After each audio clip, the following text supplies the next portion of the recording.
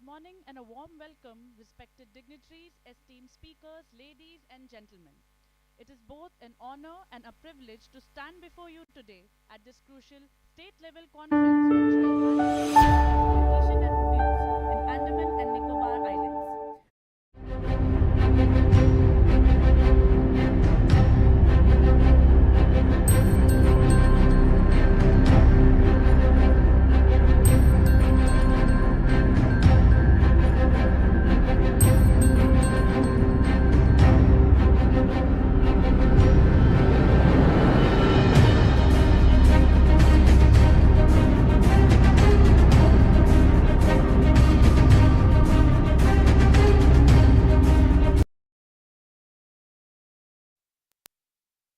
Right. Child marriage continues to rob young girls and boys of their childhood, their education, and most of all, their future.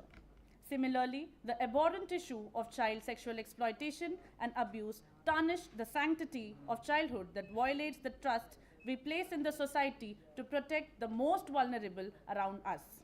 Today's conference is an important platform for dialogue, reflection, and most importantly, action.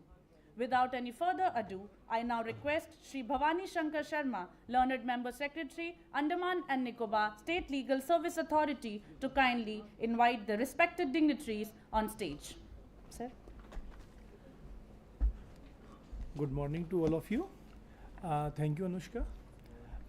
May I request the Honorable the Chief Justice, Sri T.S. Shivgyanam, Honorable Chief Justice, Calcutta High Court, and Patron-in-Chief, Andaman and Nicobar State Legal Service Authority, Honorable Justice Sabyasachi Bhattacharya, Judge High Court at Calcutta, and Executive Chairman, Andaman Nicobar State Legal Service Authority, Dr. Chandra Bhushan Kumar, the Chief Secretary, Andaman Nicobar Administration, Sri O.P. Singh, ex-DGP, Uttar Pradesh, Sri Bhuvan Ribhu, to kindly take your seat on the dais. You are requested to take your seat on the dais, please, sir.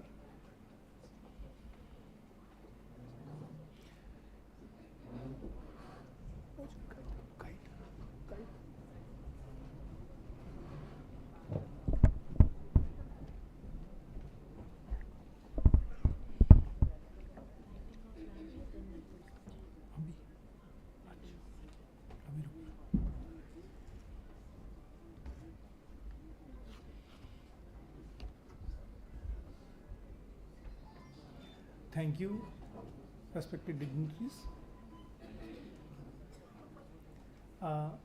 It's a privilege to stand before such an esteemed gathering today as we come together for a cause that demands our collective attention and unwavering commitment, the eradication of child marriage and child sexual exploitation and abuse. Before any program, I request the honorable dignitaries to please light the ceremonial lamp to start the program. Please, sir.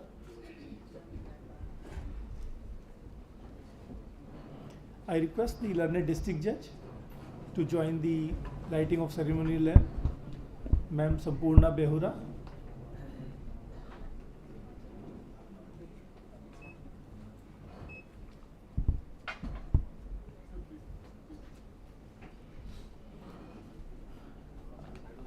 Madam Geeta Rani Verma, please join.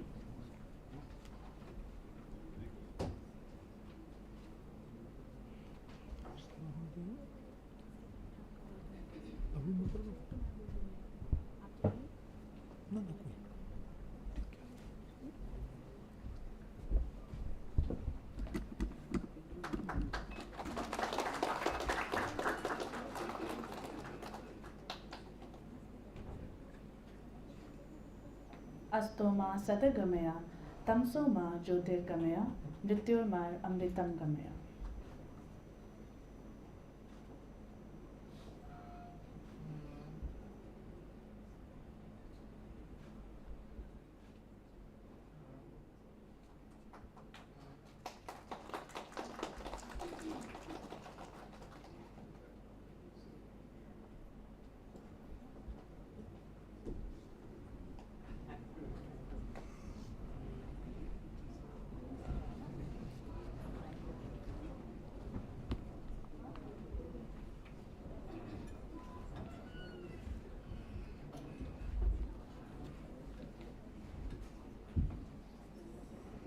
Thank you, respected dignitaries. As we have come together to discuss, deliberate, and drive in this impactful change in our community, I again now request Sri Bhavani Shankar sir to kindly address the gathering.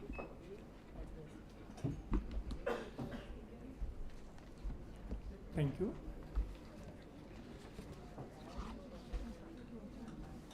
On behalf of the Andaman and Nicobar State Legal Service Authority, I extend a warm and heartfelt welcome to all of you at this state level conference on child marriage and child sexual exploitation and abuse. The conference is being organized in collaboration with Association for Voluntary Action and India Child Protection, the renowned non-government organizations which are working in this field. Under the active guidance of Honorable Mr. Justice Sabyasachi Bhattacharya, the Andaman and Nicobar State Legal Service Authority is carrying out its activities, and this conference is one of the major activity being undertaken by the Andaman Nicobar State Legal Service Authority. The issue of child marriage and child sexual exploitation and abuse remains a deep-rooted social challenge requiring strong legal intervention, multi-sectoral collaboration, and unwavering commitment from all stakeholders. Through this conference, we aim to deliberate on those pressing issues which, with the guidance of our Honorable Chief Justice, Honorable Mr. Justice Sabyasachi Bhattacharya, distinguished experts, senior administrative officials, and legal practitioners, ensuring a meaningful dialogue and actionable insights. I firmly believe that today's discussion will serve as a vital step in reinforcing the legal and social framework to combat these challenges, ensuring justice and protection for vulnerable children across these islands. The deliberation will not only empower legal professionals, policymakers, and law enforcement agencies, but also strengthen the collective efforts towards the eradication of the child marriage and child sexual exploitation and abuse. With these words, I welcome all of you to this conference, and I request your active participation during whole of the day. Thank you, all of you.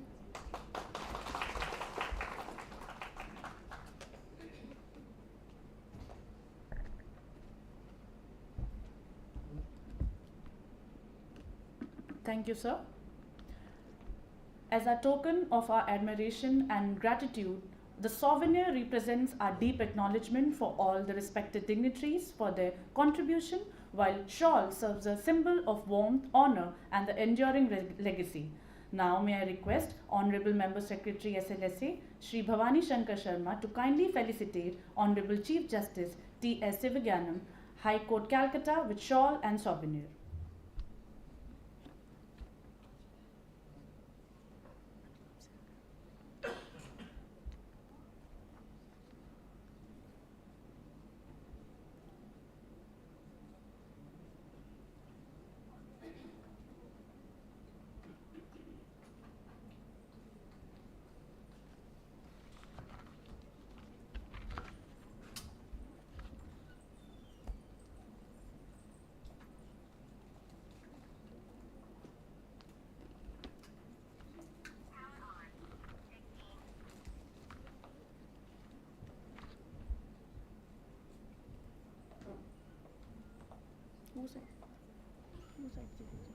वो side से दीजिए, वहाँ पे उनको देना है.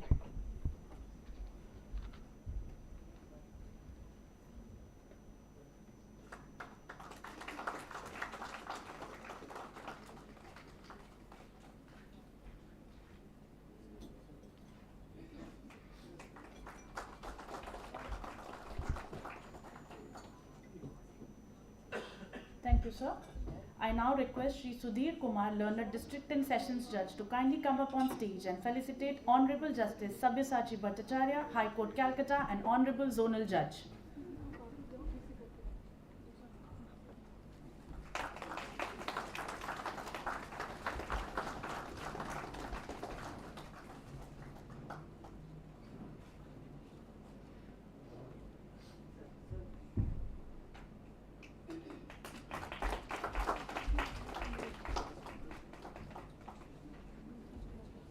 Thank you, sir.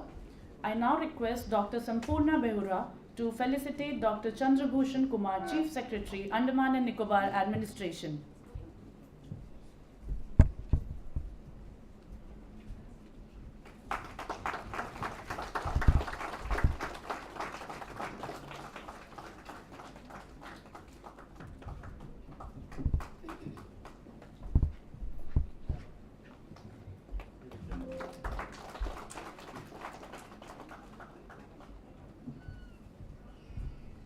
Thank you, ma'am. I now request Shri Niaz Alam, Learned Additional District and Sessions Judge, to kindly felicitate Shri Bhuvan Ribu, Founder, Just Right for Children.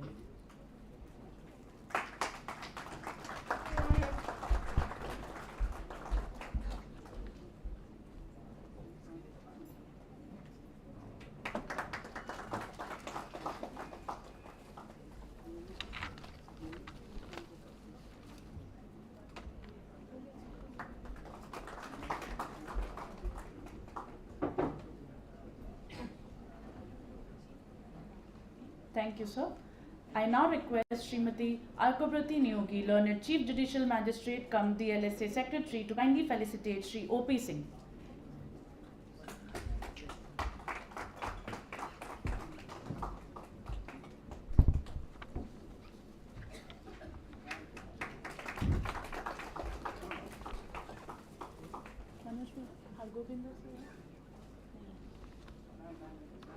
Come this way.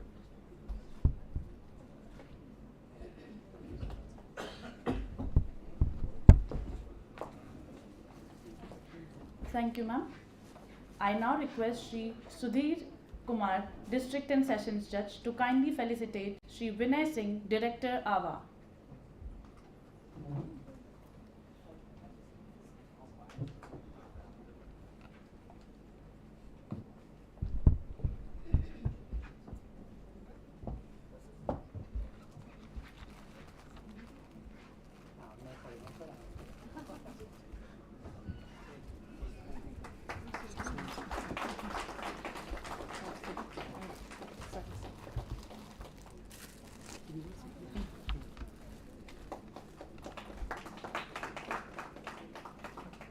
Thank you, sir.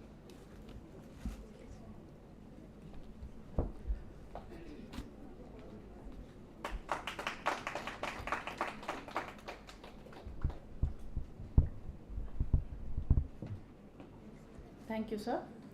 I now request Shri Dhananjay Tingal to felicitate Shri Bhavani Shankar Sharma, Learned Member Secretary, SLSA.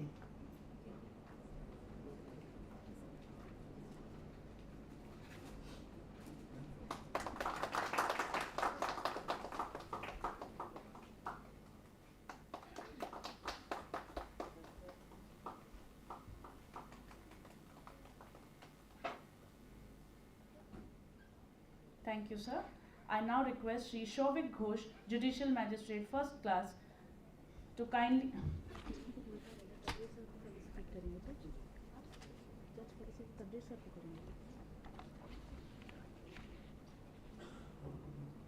Apologies for the delay.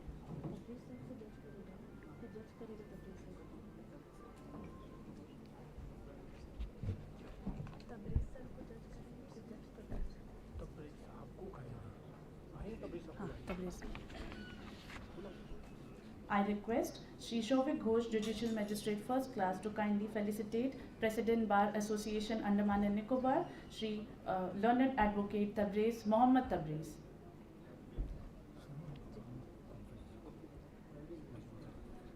Anupam sir करेंगे, Deep sir Anupam sir.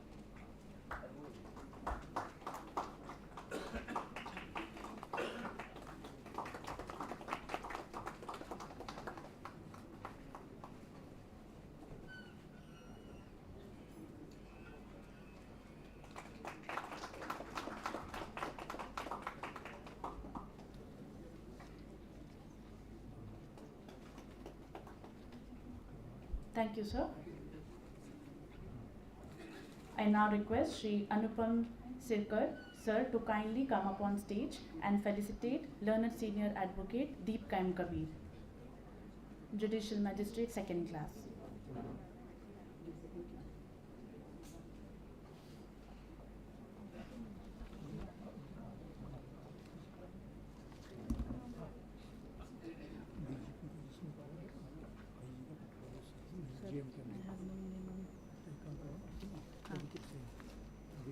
जयंतु Mukherjee copy मिल जाएगी।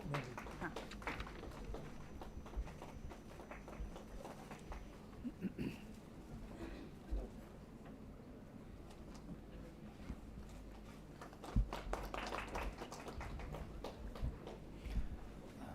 Now I request Sri Pavitra Sen, the Chief Judicial Magistrate Nicobar, to felicitate Geeta Rani Verma, the IG of Police. IG.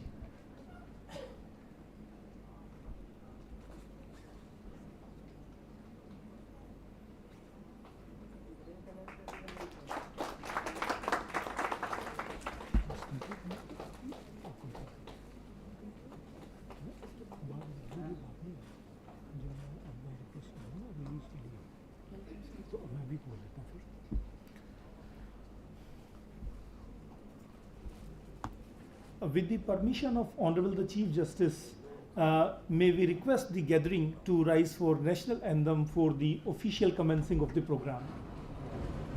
And I request the IT team to play.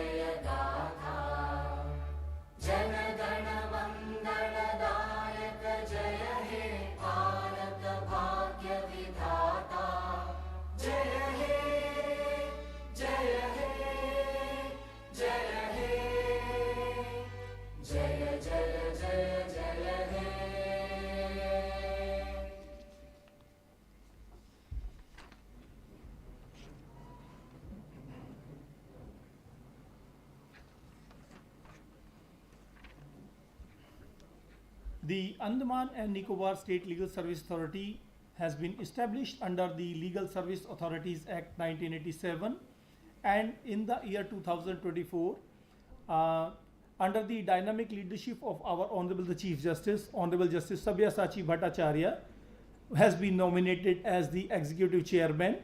And after the nomination of Honorable Justice Sabyasachi Bhattacharya, the activities of the Andaman Nicobar State Legal Service Authority accelerated, and in this pursuit, the various legal awareness camps, the National Olok Adalats, the mediation, the alternative dispute resolution methods, as well as the cause of environment was also taken into consideration.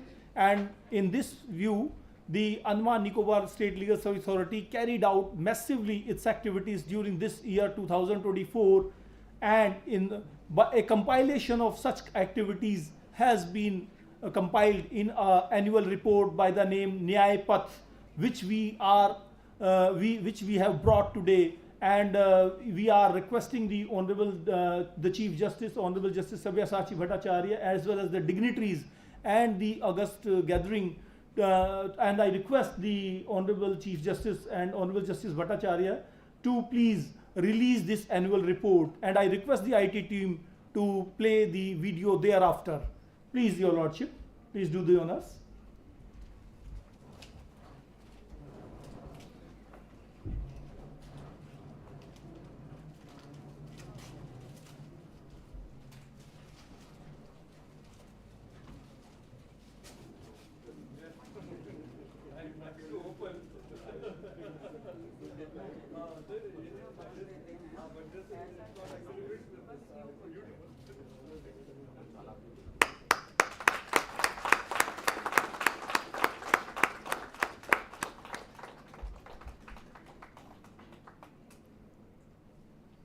I request the IT team to play the 2-minute video containing the State Legal Services Authority has been established under the Legal Services Authority Act 1987 and is committed to subserve the cause of justice as well as the Andaman and Nicobar State Legal Services Authority has been established under the Legal Services Authority Act 1987 and is committed to subserve the cause of justice as well as fulfill its mandate and the guidance of National Legal Services Authority.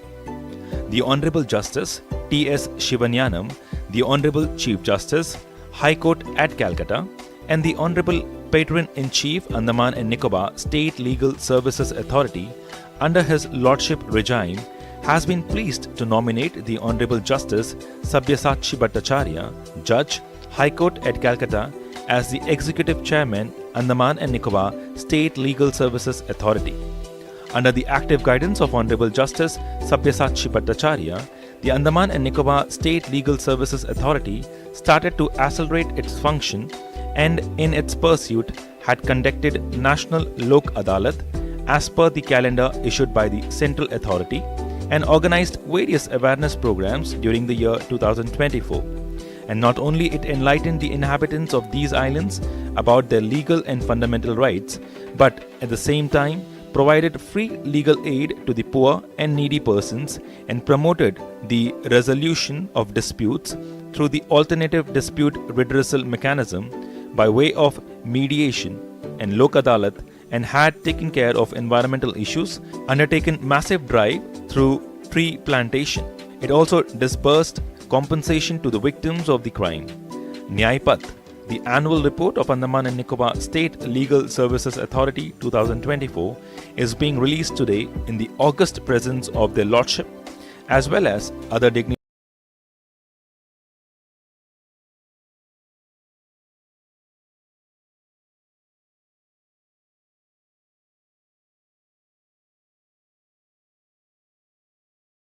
Give the presidential address.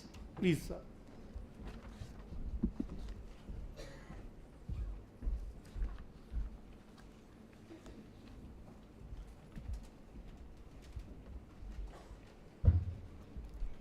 Honorable Justice Sabyasachi Bhattacharya, Honorable Judge, High Court at Calcutta and Executive Chairman of the Andaman and Nicobar State Legal Services Authority, Dr. Chandrabhushan Kumar, IAS, Learned Chief Secretary of the Andaman and Nicobar Administration, Mr. Bhuvan Ribu, Founder Just Rights for Children Alliance, Mr. O.P. Singh, President and CEO of the Indian Police Foundation and Advisor ICP and former Director General of Police, Uttar Pradesh. Incidentally, his father-in-law was the Chief Justice of the Madras High Court, Honorable Justice K.B.N. Singh. Just now, sir had told me. Very happy to meet you, sir. Sri Bhavani Shankar Sharma, Member Secretary of Andaman and Nicobar State Legal Services Authority, the learned District Judge, the learned judges of the Andaman and Nicobar, the staff and officers of the High Court, the learned President, the Secretary and Senior Advocates of the Bar Association of Andaman and Nicobar, Madam Inspector General of Police, other senior police officials, members of the Association for Voluntary Action, special invitees, the resource persons who have assembled here in large number, good morning to all of you.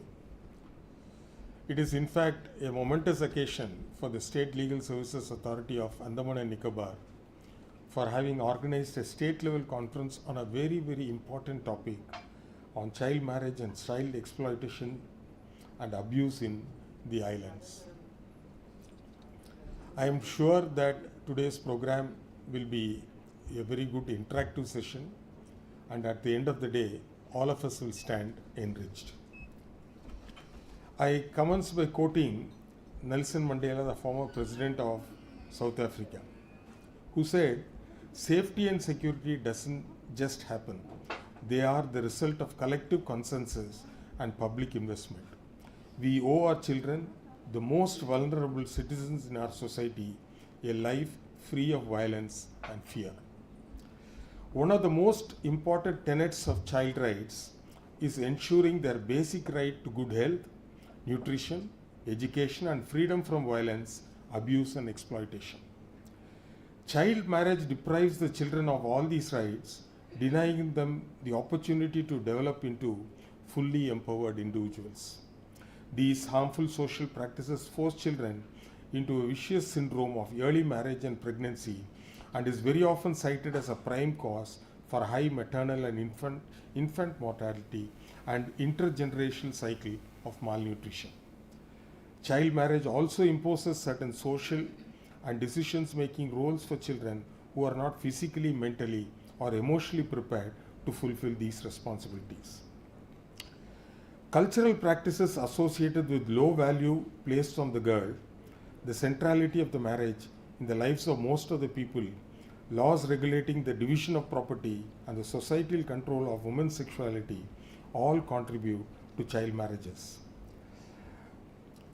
Child marriage has both physical and mental repercussions on the minor who enters into marriage.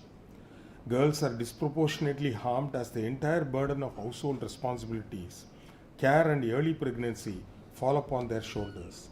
But boys are also harmed to having take the duties of supporting a family at an early age. India is the home to the largest number of child brides in the world. 1/3 of the global total number of child brides is in India. There is a considerable improvement in reducing child marriages in India as per the official National Family Health Survey data, which was published for the years 2006 to 2020. As per the said data, Bihar had the highest rate of child marriages in India. In 2019-2020, West Bengal reported the highest number of cases of child marriage, followed by Bihar. States with high rates of child marriage are also known to be source states of child trafficking. Child trafficking for the purpose of marriage is a reality, with men from the other richer states seeking brides due to the skewed sex ratio in these states. We must consider this data may not reflect the reality because the data is based on self-reporting. It is unlikely that the families provide the correct information to the data collectors, as there is a growing awareness of law and the respondents would prefer to hide the fact of having arranged a child marriage. However, while success rate in reducing cases of child marriage may be exaggerated in the data, it does indicate a trend towards improved figures until 2020. The National Crime Records Bureau data on number of cases filed in the year 2020 shows an increase of about 50% from the previous year, where it was 785 cases were recorded. The states of Karnataka followed by Assam recorded the highest number of cases. Normally few cases are filed as the child would find it extremely difficult to report the marriage arranged by their parents or guardians. The few cases that are filed, normally those filed by parents or guardians, where the child elopes. However, there may be emerging trend of children using the law. For example, a couple of examples are there. A 15-year-old girl filed a case against her parents for forcing her to marry in Bangalore in the year 2020. A 16-year-old girl called the helpline 181 when her parents were trying to forcibly marry her in New Delhi. There are several such instances.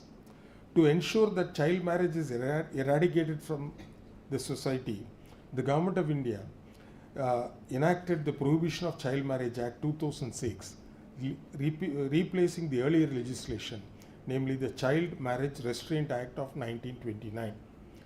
This legislation is armed with enabling provision to prohibit child marriages, protect and provide relief to victims, and enhance punishment for those who abet, promote, or solemnize such marriages.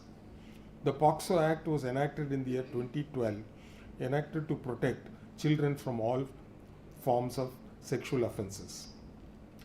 Cases of child marriage are difficult to deal with to the social sanction they have because natural family members are usually involved in arranging the marriage. Filing a case against the family members is more easily said than done due to complex and other factors, the child with his parents or guardians.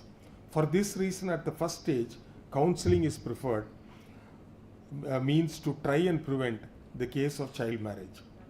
Providing legal information and informing an adolescent of her options as well as her parents or guardians of the legal repercussions of child marriage, it may be a first step to prevent a child marriage from taking place without requiring recourse to law. The government, the civil society organizations who are present here, and local communities need to work together to create awareness among the harmful effects of child marriage. Then what will be the challenges and what will be the solutions? First would be the effective implementation of the law is crucial to curb child marriage. This can be achieved by strengthening the legal framework, increasing the number of child protection officers, and ensuring the availability of adequate resources to enforce law. The next aspect is creating awareness about the harmful effect of child marriage, which is very crucial. This can be achieved through various media platforms, community engagement programs, and public awareness campaigns. The third would be the involvement of community leaders and youth groups, which can also help to spread the message effectively. And fourthly, providing access to education, healthcare, and vocational training. This can help to break the cycle of poverty and provide opportunity for young people to achieve their full potential. The Honorable Supreme Court, in the judgment in the year October 18, 2024, in the case of Society for Enlightenment and Voluntary Action, delivered a very important judgment on child marriage and issued comprehensive guidelines to end this practice. I'm sure that this judgment will be also taken into consideration during the course of deliberations we are going to have today. The said judgment highlighted that the states of Arunachal Pradesh, Goa, Manipur, Odisha, Sikkim, Jammu and Kashmir, and Lakshadweep had not submitted reports on child marriage to the Honorable Supreme Court. Furthermore, many states lack mechanism to maintain data related to child marriage. In the absence of real-time data, celebrating the decline in child marriage may be premature. The Honorable Supreme Court noted that this age-old practice violates minors' basic rights to free choice, autonomy, and well-being. It prescribed comprehensive guidelines to accelerate initiatives aimed at curbing child marriage. The court directed convergent and coordinate action from various institutions and implementing authorities to translate existing child protection laws into realities. Based on an analysis measure taken by the states under the what is called the JJ Act, the POCSO, Right to Education Act, and Prohibition of Child Marriage Act, it observed that lack of sincerity in implementing the laws, particularly the law of Prohibition of Child Marriage Act. This is evident from the gaps in response mechanism, processes for rescue and rehabilitation, tracking vulnerable children, allocation of resources, and most critically, the prosecution of offenders. Prolonged trials and low conviction rate weakened deterrence. Of the 3,563 cases listed in trial courts in the year 2022, only 181 cases were successfully concluded. At this rate, the India Child Protection Study estimates that it will take 19 years to clear the backlog from 2022 alone. While issuing detailed guidelines, the Honorable Supreme Court reinforced the effective execution of the provisions of the JJ Act, the Right to Education Act, and the Prohibition of Child Marriage Act. It also emphasized the importance of the last mile impact through proper planning, execution, and accountability of duty bearers. While much anticipated new census is expected to provide updated information on prevalence of child marriage in India and district-specific details, it is evident that there is considerable ground to cover in making child marriage a thing of the past. I am informed that about 400 cases under POCSO are pending before in the special court in South Andaman, and more than 40 cases are pending in Mayabandar. In addition to that, from January 2025 to March 2025, 15 cases have been registered under POCSO Act at Port Blair, South Andaman, which depicts the gradual increase of the number of cases. Therefore, it is time to have a thorough deliberation in this conference on this subject to curb the menace which is posing threat to the children. In my opinion, the aim of this session is to explore how the provisions of the POCSO and the other enactments can be effectively used on prevention of sexual violence, prevention of victims, prosecution of offenders can be used to meet the new challenges. Discussions and deliberations between the representatives of the government, civil society, academia, and the private sector on protecting children's rights against sexual exploitation and sexual abuse, facilitated by emerging technologies that is expected to be adopted, are to be discussed today in detail. As one of the definite emerging technologies of times, artificial intelligence is at the very core. AI is a powerful technology that is rapidly reshaping how traditional problems can be approached, shedding new light on possible solutions. Potential of AI to support law enforcement and related authorities to prevent crimes against children has in fact already been seen. For instance, the facial recognition technology has already enabled identification of numerous missing children, and national authorities are actively exploring how they can use machine learning to assess the cause. On a personal note, when I was a judge of the High Court of Judicature at Madras, when heading a division bench dealing with habeas corpus petitions relating to missing girl children, the police administration was so effective that within probably 2 weeks they will be able to secure the child, and might be a case of eloping or a kidnapping. On my transfer to the High Court at Calcutta, for almost 6 to 8 months I was heading the division bench where we were dealing with habeas corpus cases, where I was shocked and surprised to note that for 10 years at least the children are not able to be traced. Then I sought the opinion of the learned prosecutors who told that because of the porous borders, the issue where the state of West Bengal is located, it is very, very difficult to track the child. Most of them are lured under the, saying that they will be married, they will be settled, that their parents will be taken care of, landed properties will be given, so therefore you come with me. And most of them land in faraway countries, as a result of which it was a very shocking experience so far as I was concerned, because in my home state, the police was so effective. So probably because of this unique geographical location of the state, I think this issue may also arise in the island, because it is very difficult to trace, or because normally what the police, senior police officers, madam is also there, they use the tracking devices, where the mobile tower location, etc., etc. Despite that, in fact, one habeas corpus petition, I posted the case a week after week. Ultimately, the girl child was found in Hyderabad, not in Hyderabad, in the state of Andhra Pradesh, Telangana, in a remote village. She had no inkling of what happened, etc., whether there was abuse committed on her, probably she was drugged. So therefore, during the course of discussion, you can also tell your views about it as to how best this can be curbed, especially bearing in mind the scenario in the islands and also, of course, West Bengal, because we represent the High Court at Calcutta. In conclusion, I say, child marriage is a significant social issue and has a long-lasting consequence on children's physical and mental and emotional health. The prohibition of child marriage under law is an essential step towards curbing this practice. Repercussions of some of these laws may be affecting child rights in certain ways, and the voices of experts, studies on ground of realities must inform law reforms, policy directions, and institutional goals.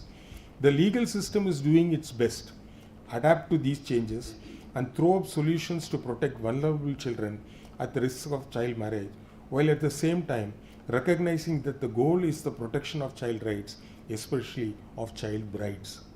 However, the law alone cannot solve the problem. It requires a concerted effort from the courts, the state legal services authorities, government, the civil society organization, and local communities to create awareness and change attitude towards child marriage. With collective efforts, we can ensure a better future for our children, free from the harmful effects of child marriage. I am sure that today's discussion is going to be very fruitful, very educative, and at the end of the day, we all will stand enriched. I thank Honorable Justice Sabhishashi Bhattacharya for giving me this opportunity, the learned member secretary, the learned judges, the learned advocates, the senior advocates of the Bar Association of Andaman and Nicobar, and all the experts who have assembled here on a holiday on a Saturday. So it's very encouraging, and I think I will remain for the entire session, and I also will stand enriched at the end of the day. Thank you for this lovely opportunity.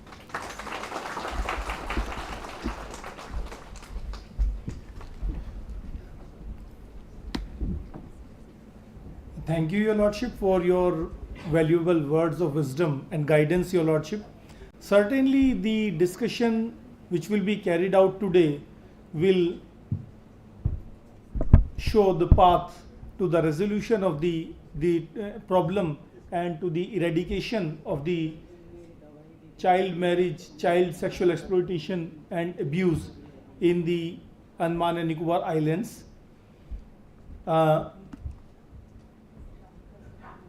Now I request Honorable Justice Sabyasachi Bhattacharya, Judge High Court at Calcutta and Executive Chairman, Andaman SLSA, to kindly give the speech, Your Lordship. Please, Your Lordship.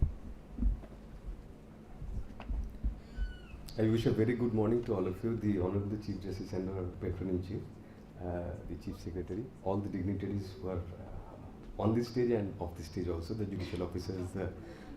Please forgive me if I don't mention you individually, because to me all of you are dignitaries here because you have found an importance in this topic and you have taken time out from your busy schedules and come here to attend. That itself shows the sensitivity of each of you. So for me, each of you are dignitaries here. I feel entirely inadequate to address the issue because there are so many experts here who will be enriching you with their thoughts on the subject, and there are importantly ground level workers and other stakeholders who know much about the topic and the ground realities, much more than us who deal with cases and all, but they know the ground reality. So I have a mixed feeling that we are having to address this issue, and this is the topic of discussion even after a quarter of the 21st century has passed. I mean, that itself shows that how there is such lack of progress on these issues of child marriage and child sexual abuse and exploitation. Now, regarding the Honorable Chief Justice has addressed all the issues and given the reasons also. Regarding statistics, whenever I have tried to find out statistics regarding child marriage as well as child trafficking, always I have seen that there is a huge variance between the different sources. Probably there is an issue, there are different problems in collecting the data itself. Because first of all, there is an issue of these reportings not being adequate due to various reasons, social stigma, other social oppressive practices we have, and other reasons also. So therefore, I won't go on the data much. Patriarchal notions and regressive views, regressive customs are one of the major motivators for this child marriage. Now, till date, there are several families where we feel that a girl child should be married off early. There's a stigma attached to late marriage of girls. If a girl does not marry even at a young age, then in even so-called civilized sections of the society, they have to give certain answers, at least to their relatives. That's why you're not yet marrying. I mean, your duty, social duty is to marry, sort of thing. And girls are considered to be a burden in some families, unfortunately. female higher education is a no-no for many families. Poverty, dowry and marriage, escalating marriage costs are also certain reasons, underlying reasons for this early marriage of children. And you will find it's a practical reality that in many families, you see there are several children, all are girls, at the end a boy comes. Now this practice is a practical reality also. In those families, they go on begetting children until there is a son in the family. So these are social maladies which afflict us, which also give are reasons for early marriage of children. There are various cons, no pros to early marriage of children, as pointed out by the Honorable Chief Justice, that mortality risks and health risks to the mother and the child is a major issue. Children are much more vulnerable to domestic violence and sexual abuse, obviously for obvious reasons. Girls lose their childhood education, financial security and career opportunities when they're given up early in marriage, in most cases. And this, more importantly, this child marriage is surely in several sections used as a source of child trafficking. It is a pretext. The child is given in marriage and trafficking happens. So that is a major issue also. The statutes, there are several statutes. There has been a statutory evolution in India. Several laws have evolved over the times. And initially, the Indian Penal Code of 1860 put the minimum marrying age of the child at 10, which may be peculiar sounding now. Age of Consent Bill of 1927 put it at 12. And as the Honorable Chief Justice pointed out, initially the Child Marriage Restraint Act of 1929 put the ages respectively for the girls at 16 and for the boys at 18, which has subsequently by the 1978 amendment been brought at par by for girls 18 and 21 for men. Prohibition of Child Marriage Act 2006 is a major landmark statute in this field. Now there are certain aspects of that which I'd like to just highlight in a nutshell so that you are not bored too much.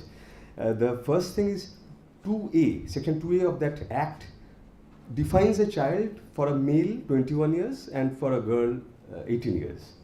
Section 3, importantly, this is important because section 3 makes the child marriage of children voidable, not void, voidable at the option of the child, herself or himself. So therefore, the petition has to be filed at least within 2 years from attaining majority. So that itself making it voidable may be a less of a deterrent than making it void. There are several societies where child marriage is normalized among tribals, among other people and also among mainstream society, where child marriage is a normative thing and you don't go and report even if it's illegal. So therefore, making it void might be another stronger deterrent. We have to think about that later on. But this voidability is in consonance with the existing Special Marriage Act and the Hindu Marriage Act. So there might be a change. We are looking at a change probably in those laws also, because under the Hindu Marriage Act and the Special Marriage Act, which are two of the major marriage acts in India, it's voidable. So to bring it in consonance with those acts, 2006 Act also makes it voidable. But one progressive step in the 2006 Prohibition of Child Marriage Act is section 12, which makes child marriage void in 3 circumstances. First is if the child is taken or enticed out of keeping of the lawful guardian, out of the custody of the lawful guardian. This is one. Second ground is if the child is by force, compelled or by deceitful means induced to go from any place. This is the language used in the statute. Third is if the child is sold for the purpose of marriage and made to go through the marriage. Importantly also, it makes it an offense if even after marriage the child is sold and trafficked and used for immoral purpose. Even if that happens after the marriage, then also it is void. So this is one progressive step taken by this act. The punishment is rigorous imprisonment of 2 years or 1 lakh fine. We also have to think on that, whether that would be adequate. For the time being, that is there in the statute. 3 sorts of categories of people are punishable. Section 9 says a male who is over 18 years marries a child, he is punishable. So this is an important thing because under the act, a male is not a child after he is 21. So if a male is of 19 years of age and he marries a child, under the act that male is not an adult. but still he will be liable to punishment. So that's a good deterrent, I would say. Second is, section 10 says whoever performs, conducts, directs or abets, they are punishable. There's a safety clause. If that person can prove that he had reasons to believe it was not a child marriage, protected, no punishment. And section 11 says this includes the persons who can be penalized for promoting, permitting solemnization of child marriage are persons having charge of children, such as parent, guardian, or in any other capacity, and even associations or organizations. So the various statutory bodies, they also should be alert that even if they are in charge of a child and there is child marriage, they would be liable for this. Injunction is an important remedy provided under this statute, section 13. Section 13 says the judicial magistrate or metropolitan magistrate, the judicial magistrate of first class and metropolitan magistrate, the judges know this and the advocates also, but the others must also know it. They can issue injunctions. When can they do that? If they are satisfied that a child marriage is arranged or about to be solemnized. They can act on an application by the child marriage prohibition officer, which was mentioned by the Honorable Chief Justice, child marriage prohibition officer, or on any complaint or on their information. If they are satisfied, they can do this. Subsection 9 of section 13 of this act says there has to be an early hearing of the application, either in person or through an advocate, and if that is rejected as a whole or in part, that injunction prayer, then reasons have to be recorded. One important pointer in this statute is section 13(3), which enables the magistrate to take suo motu cognizance of himself or herself of such an offence and take action. Subsection 4 says there are additional powers of the district magistrate, not just to pass an injunction and shut its eyes, but also to stop or prevent solemnization, and for that purpose take all appropriate measures. That is the language in the statute, all appropriate measures, but use minimum force required. That is the statute. Punishment for disobedience of injunction is a little less than the actual contracting of a child marriage. It's simple imprisonment for 2 years or fine of 1 lakh. So this is these are the contours of that act, which is a progressive act definitely, but in some fields, as I pointed out, some further probably modifications might be necessary, which would come out from our today's discussions. UNICEF estimates 1.2 million children are trafficked worldwide every year. Now, out of this trafficking, it is the third most unfortunate, I feel very sad to say that, this is the third most profitable criminal industry, that's a term used by the UNICEF, in the world. Child trafficking comes only in its accountability on profits after drugs and after weapons. Just imagine the level of child trafficking which is happening in the world. And India, unfortunately, is a source country, a transit country, as well as a destination country. So we are on the top of the bad list also. Major reasons, there are several major reasons. One motivator of child trafficking is cheap labor, obviously. And these people, these children, they are employed in agriculture, construction, domestic servitude, and several other sectors also. There are certain commercial sexual exploitation is one of the major reasons also. Social inequalities and marginalization of certain communities also compels them to go towards child trafficking or to be party to it, either with or without consent. Illiteracy is another factor, and traditional and religious, there are customs in our country also, like those have religious implications, Devadasi culture and Jogin culture. This sometimes is misused for trafficking. We have to be aware of that also, without being unnecessarily sensitive just because the word religion is used. There are international initiatives on this child trafficking. There are several, need not mention all. One I'd be mentioning is the UN GIFT. GIFT is an acronym. It's a global initiative to fight human trafficking. It's an UN initiative. UN Convention on Rights of the Child of 1989 is also there. Very importantly, in Sicily, the Palermo Protocol was adopted in 2000. India is also signatory there. Why? What is the significance of that? Several aspects were dealt with, but the definition of trafficking was given there, which is, among other things, illegally procuring, relocating and forcing children into exploitation, usually for labor and sexual exploitation. That if there is a clear definition, then law enforcers can act on that this is an offense and this is not. If there is vagueness there in the definition, it is very difficult for you to take steps. We don't know when to take steps. Indian laws on this topic are also several. Immoral Traffic Prevention Act 1956, which criminalizes trafficking for commercial purposes, sexual exploitation, and provides for rescue, rehabilitation, and repatriation of victims also. Bonded Labor System Abolition Act 1976, although not directly linked, bonded labor system is often linked to child trafficking also, because that is one of the major reasons for child trafficking.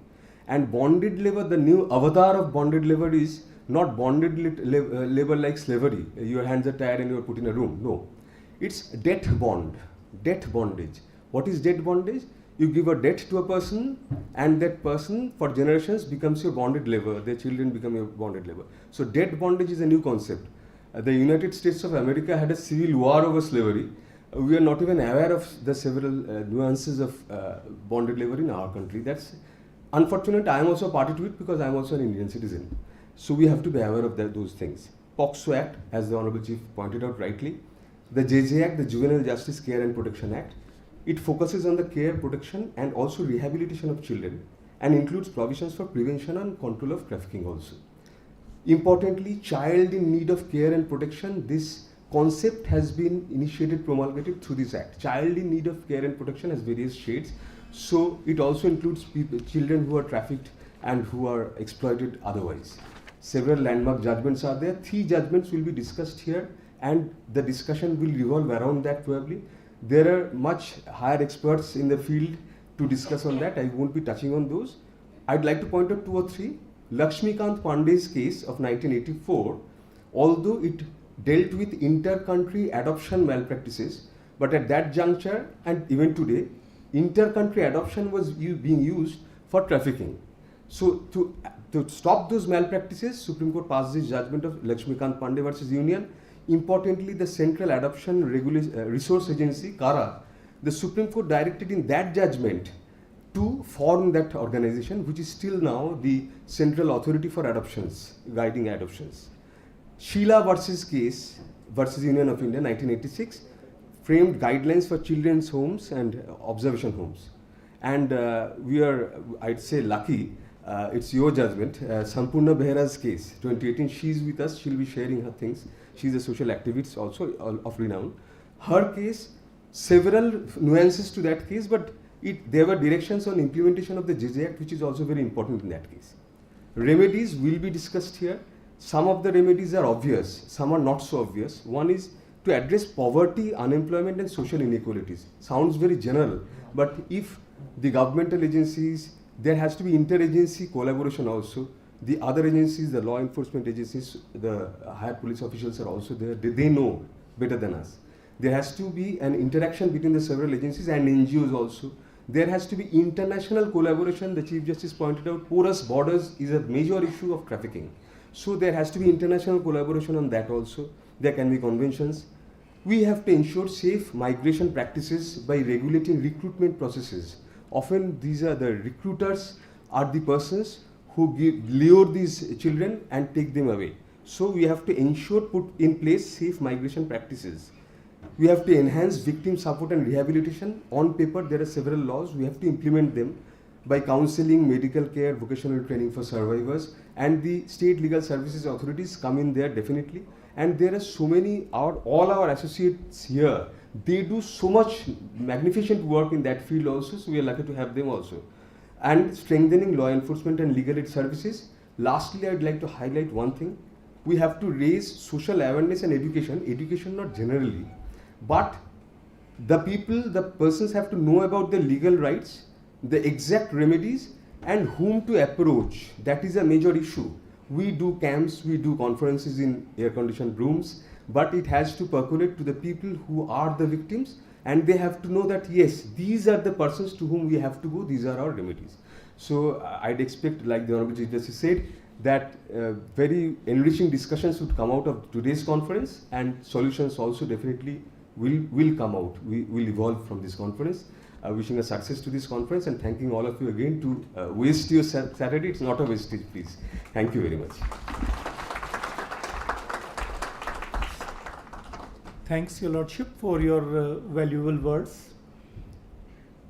And may I inform Your Lordships and the August gathering that today we are having the stakeholders from administration, from police department, from social welfare department, from PRI, Panchayat, and even from the far-flung area of the Nicobar districts.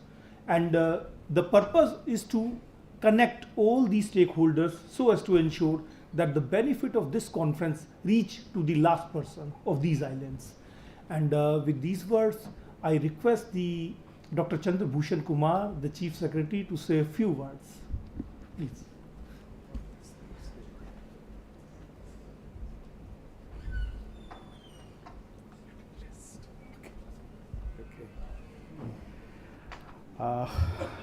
Very good morning to all of you. Honorable Chief Justice, Kolkata High Court, Honorable Justice Bhattacharya ji,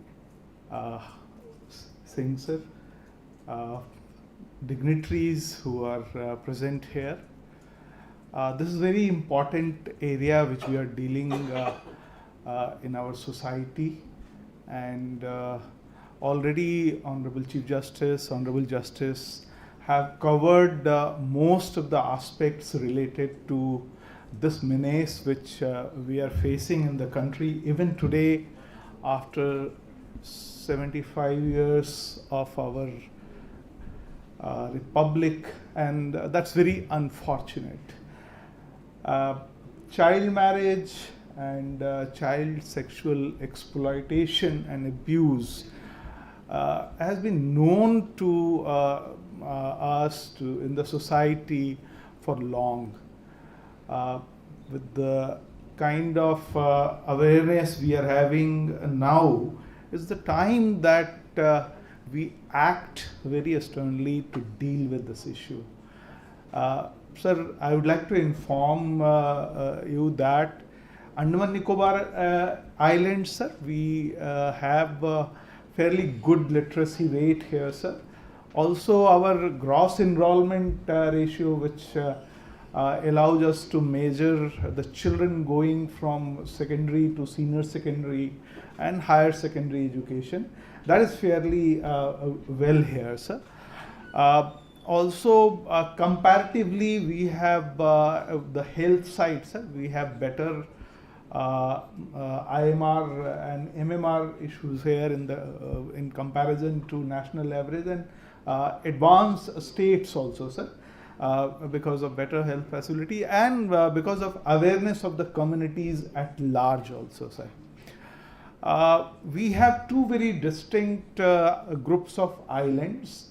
One is where we are in the Andaman group of islands, sir, and another one is a Nicobar group of islands. I'm fortunate from that perspective, sir, that 25 years ago I was Deputy Commissioner in Nicobar district for 2.5 years. So I have fairly good idea about how the Nicobari society works, how the customs work in that kind of society, and which has evolved for thousands of years in that particular society, sir. Andaman group of islands, we have a different kind of societies come in other than 4 Aboriginal tribes, sir. Mostly we have the settler communities here, and they are drawn from all parts of our so-called mainland areas, and they have brought their own customs from those locations. If they have come from Bengal region, then those customs have come in. If they have come in from Malabar region or Maharashtra or Punjab, so all those customs have come in, and it has just evolved like a kind of mini India kind of thing, sir. Society has evolved here not in that kind of frame, which is very traditional in those locations where we can say, okay, this is a Bihar location, this is Western UP, this is Eastern UP. Here it's a very mixed kind of society which has evolved, and every family, every community has benefited from each other kind of thing. And luckily that kind of advancement has been there, but there has been aberrations also, sir, which already you pointed out in terms of number of POCSO cases, which has been in rise in this group of islands. and there our administration, police administration, in coordination with the Prayas and other voluntary organizations, we try to work on that particular thing, and hopefully with today's deliberations, we will have more meaningful roadmap to deal with this issue very, very proactively, sir. I want to assure you, sir, that administration is going to take all those measures which is expected from us in this particular noble endeavor, and we would like to not only kind of go on the line of punishment, but also to take that kind of proactive measures which just finish this kind of even thought in the society that we can have child marriage, we can have this kind of cases. We would like to have that kind of actions, sir. This is very small population. We are in 31 islands, sir, and approximately around 4 lakh population. So it's not a very large number from that perspective. Also here everybody knows each other. That's another advantage we are having. So we would like to assure you, sir, that after today's deliberation, whatever roadmaps are there, our team is here, sir, throughout the day. All our officers are going to be participating as suggested by the member secretary, sir. So we are going to enrich ourselves with these deliberations, sir. I am very, very thankful and grateful for your presence here, sir. Both you and Honorable Justice here, sir. I know, sir, the life is very busy in mainland with a lot of volumes and all those things, but you would find time here, sir, to come and guide us in this particular exercise.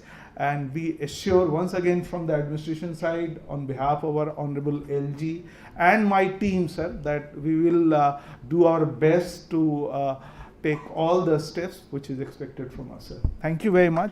Yeah. Thank you, Dr. Chandrabhushan Kumar. Thanks for your valuable words. May I now request our team to place before the dignitaries the book written by Mr. Bhuvan Ribhu. It's a valuable book which is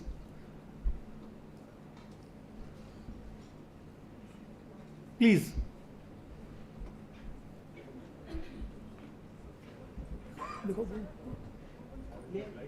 Please.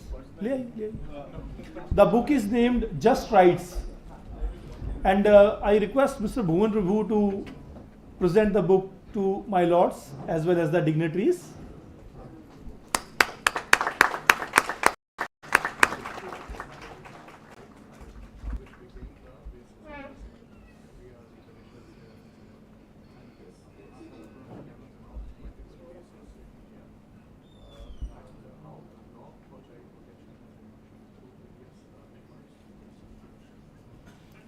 I request to present the book to Honorable Justice Sabyasachi Bhattacharya, to Dr. Chandrabhushan Kumar,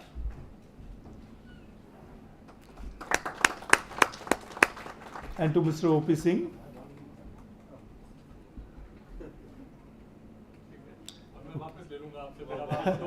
Yes, thank you. Now I request Mr. O.P. Singh to say a few words, please.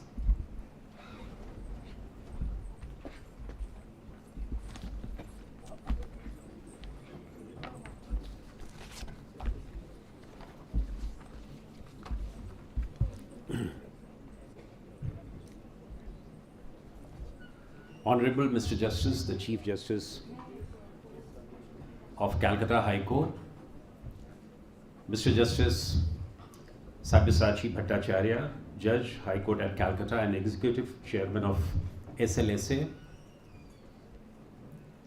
Mr. Bhavani Shankar Sharma, Member Secretary, SLSA, Dr. Chandrabhushan Kumar, Chief Secretary of this island, Mr. Bhuvan Ribhu, activist and founder Just Rights for Children, the Madam Inspector General of Police, the people from Police Department, honorable members of the judiciary, state government departments, police organizations, civil society representatives, NGOs, and ladies and gentlemen. It's indeed an honor for me to be invited here and talk about two deeply concerning issues: child marriage and online child sexual abuse. Friends, we are a country with 1.4 billion people, and we have a fastest growing economy with a very decisive leadership. But still in the first quarter of the 21st century, we are discussing topics like child marriage and child sexual abuse. And as has rightly been pointed out by Honorable Judge, this is an industry which is third largest. The human trafficking, child trafficking, or for that matter, trafficking of any kind, which has $15 billion industry's value. So you can imagine what kind of industry this is. While these problems are global in nature, definitely an island of this proportion demands a very localized understanding. These islands, with their rich culture, with their indigenous culture and remote settlements, they present a very different socio-economic challenges. We do understand that these islands provide a very scenic beauty as well as tourist value. But the fact remains that due to the remoteness and the lack of robust infrastructure, they often impact the vulnerabilities of our children. And that is the reason that we have to discuss an issue like child marriage, which is steeped into the cultural and traditional practices, steeped in gender inequality, economic pressures, as well as lack of awareness and enforcement. If you talk of child sexual abuse, you find there is too much of accessibility and anonymity. You have inadequate digital literacy, you have lack of monitoring system, and you have trafficking and exploitations. And all these things provide a very vulnerable section of the society, which is the children. Before me, the speakers have already dwelt on various aspects. Honorable the Chief Justice has said about the entire scenario and the landscape existing in the country as well as at the global platform. And Justice Bhattacharya has already talked about the legal aspects of the various issues. The Chief Secretary talked about the role of the enforcement, role of the state administration. And I'm sure that the growing threat of this child sexual abuse, which is impacted by the internet, this needs a different kind of a treatment in this island.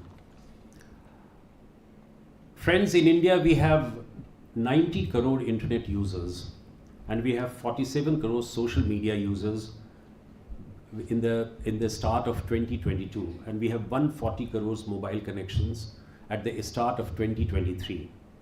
83% of children use smartphones between the age of 10 to 14, and 34% of them, they are connected with online gaming systems.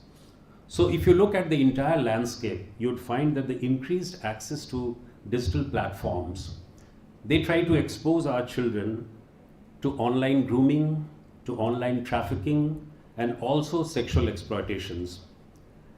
So various reports about which the speakers have already said that they suggest alarming trends about the online grooming, self-generated child sexual abuse, and also live streaming of child sexual abuse.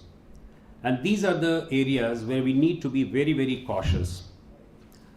This state level conference on child marriage as well as on child sexual abuse becomes therefore very, very relevant and timely.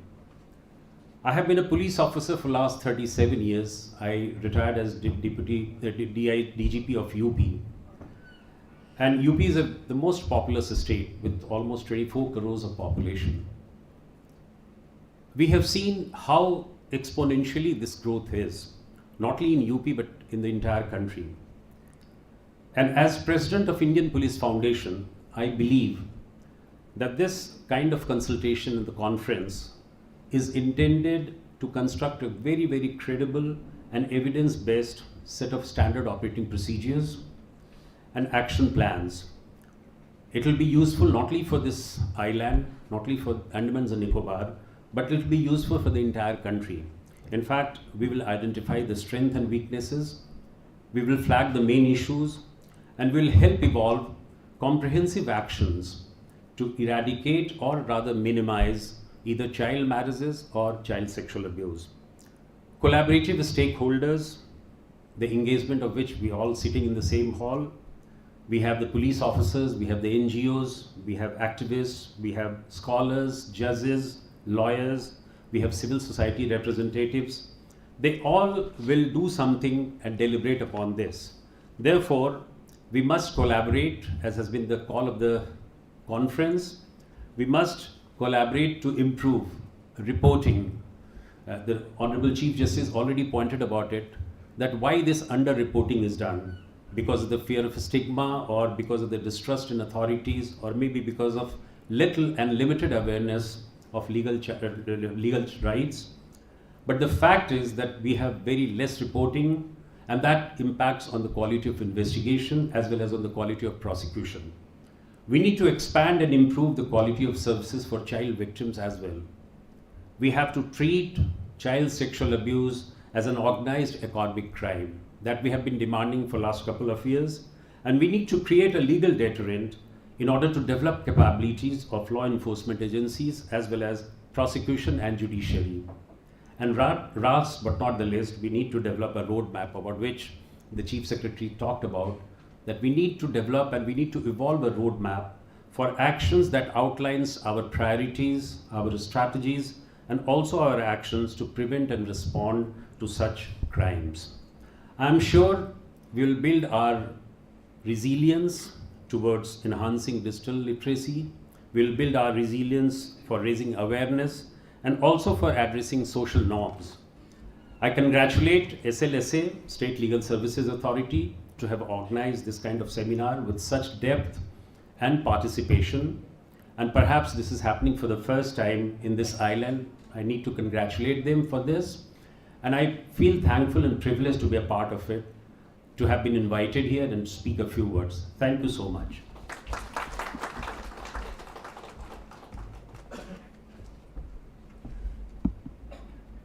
Thank you, sir, for your valuable insight. Now we present a 2-minute video that sheds the light upon this critical issue today by Just Right for Children.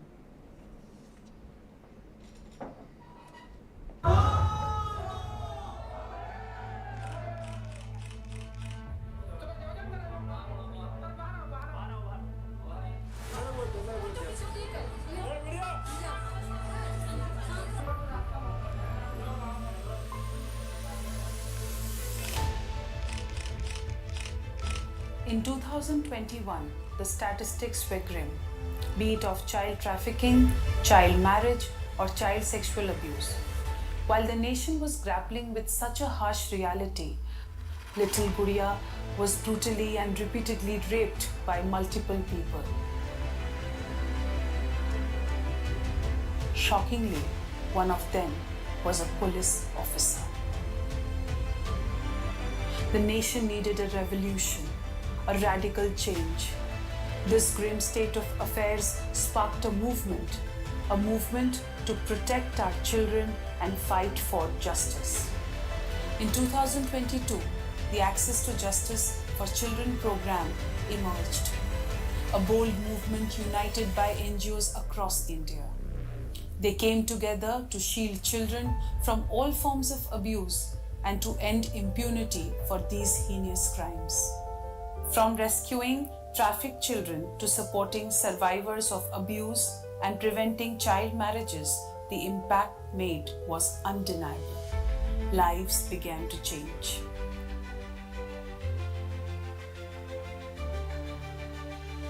With massive efforts by the program, Gudiya's case was registered and all the accused were put behind bars.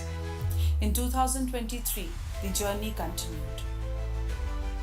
More cases were fought, more children were saved, but challenges persisted.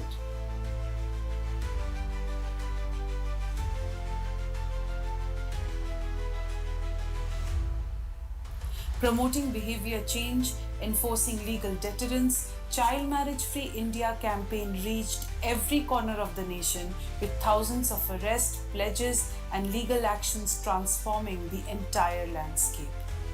Amid all this, due to Access to Justice for Children program's intervention, the Honorable Supreme Court passed a landmark judgment mandating the appointment of support person in all cases under the Protection of Children from Sexual Offences Act. In 2024, the movement expanded. More partners, more children back to school, more victories in courtrooms.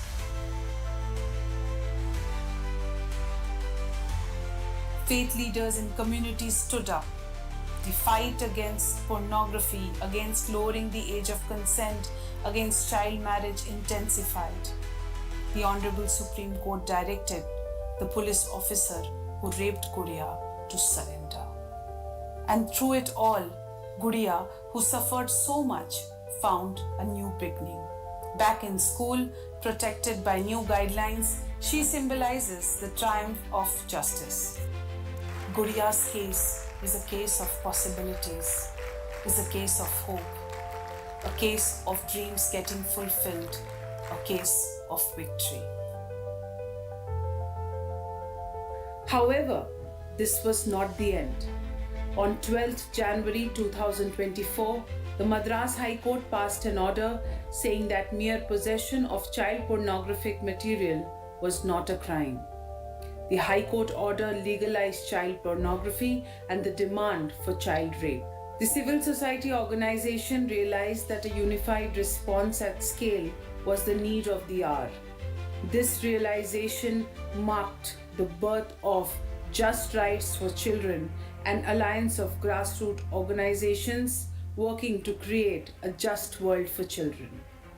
Just Right for Children approached the Supreme Court against the Madras High Court order. Within 6 months, the alliance was successful in procuring a landmark judgment from the Supreme Court to combat child sexual exploitative and abusive material. Not only this, the alliance through its partner also secured the landmark judgment against child marriage to the Supreme Court of India. We do not need somebody to tell us that it is not possible. We can do it, we will do it, and this is the way.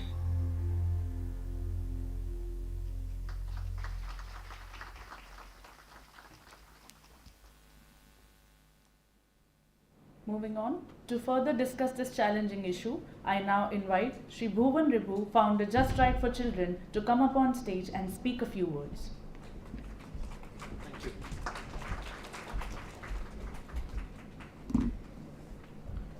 Namaste.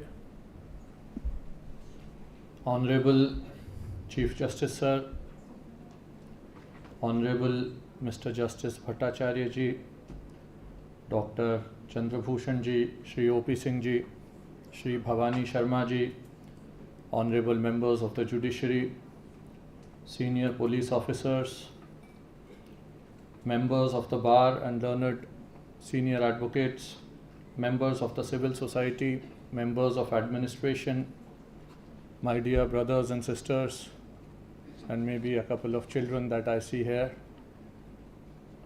they come first and foremost.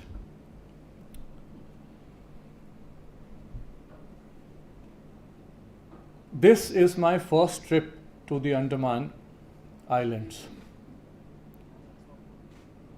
But I guess I owe a lot to the Andamans and the country and the world and hundreds of thousands of children today in India owe a lot to the resilience shown by a child in Andaman many years ago, and the justness and the pursuit, the will for justice shown by the then Director General of Police of Andaman, Sudhir Yadav ji. Now I don't remember, maybe he was here 10 years ago, maybe 12 years ago. But about 12 years ago, I received a phone call from Mr. Yadav, who was then the DGP of Andaman, saying that there is a child who has reported to the police that she is going to be married off, her parents are going to marry her, and she needs protection. What can the police do? I said we should file the case. And he said, tell me how. So I opened the Child Marriage Prohibition and Regulation Act, and I found that the act comes into play only when a child has been married off. The attempt to marry is not an offence under that law. So I thought there should be some other law. And I started looking at various Supreme Court judgments, the Indian Penal Code, the Juvenile Justice Act, and I found that by law, the child could not be protected, only an injunction could be taken. So I said that to Mr. Sudhir Yadav, that we should take an injunction against her marriage. He said, okay, I'll find out. There was no child marriage prohibition officer here at the time. But he sent some police officers and the child marriage was prevented, it was thwarted. We went on our way. A few months later, I got a call from him. And he said, Hindi समझते हैं सब? He said, क्या तुम कानून की बात करते हो, बेकार अपने आप को वकील समझ रहे हो, उस बच्ची की शादी उन्होंने अंडमान से ले जाके चेन्नई में कर दी.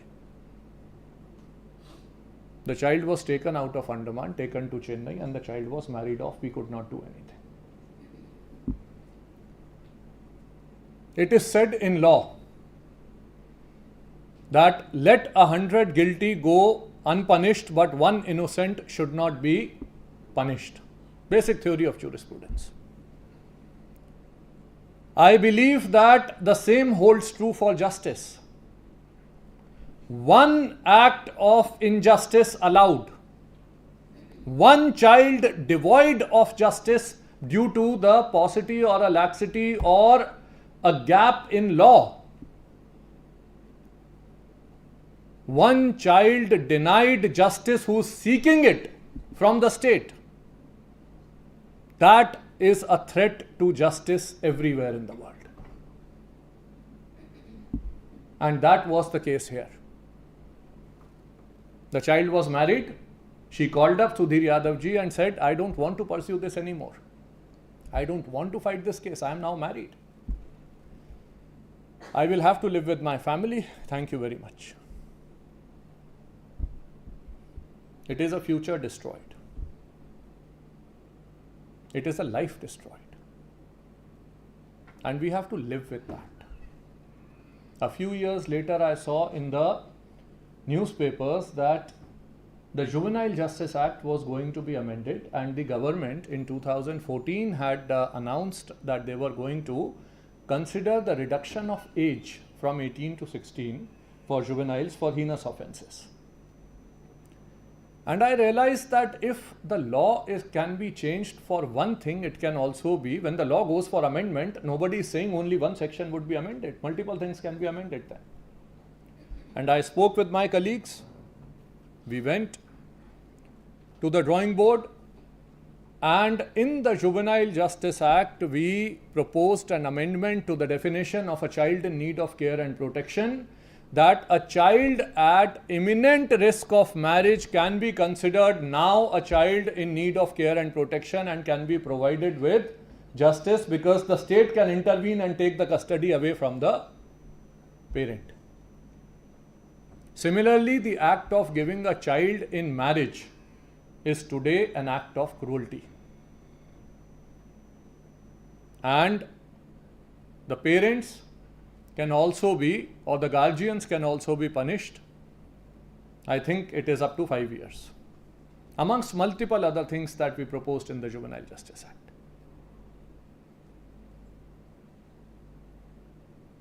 there was something that was mentioned. I am on the topic of Juvenile Justice Act, so I am just digressing from the main topic a little bit, but something that Sir had mentioned on facial recognition. At that time, we were searching for a child who had gone missing from Bihar, and his mother had come and asked us for help, and we were searching for one child who had gone missing several years ago, whose photograph of several years ago was present, and there was nothing else available apart from his name. I think his name was Sonu. A couple of years before that, India had had one of the most landmark judgments ever on child protection globally given, and certainly the biggest proof that exists in the world on the effectiveness and efficacy of the legal deterrent. In 2013, the Supreme Court of India, under the guidance of Honorable Mr. Justice Altamas Kabir, had given this landmark judgment on missing children. And I am assuming, please forgive me if I am wrong, but I see my learned brother, senior advocate, whose name is Kabir. I am assuming you are Mr. Kabir's son. So, sir, on behalf of a grateful nation, I bow to you and to your father. Thank you very much for what your father has done for the children. And I don't even know if you would be aware of this, the missing children case. In India, the number of children going missing in 2002 and 2003 was 45,000. The number of cases registered was 3,000. 45,000 children going missing, 3,000 cases were being registered. Officially, they were not being registered because a missing child was a non-cognizable offense. I go to a police officer, I say my child has gone missing, and the police officer says, खो गया है ना, किसी पे शक है,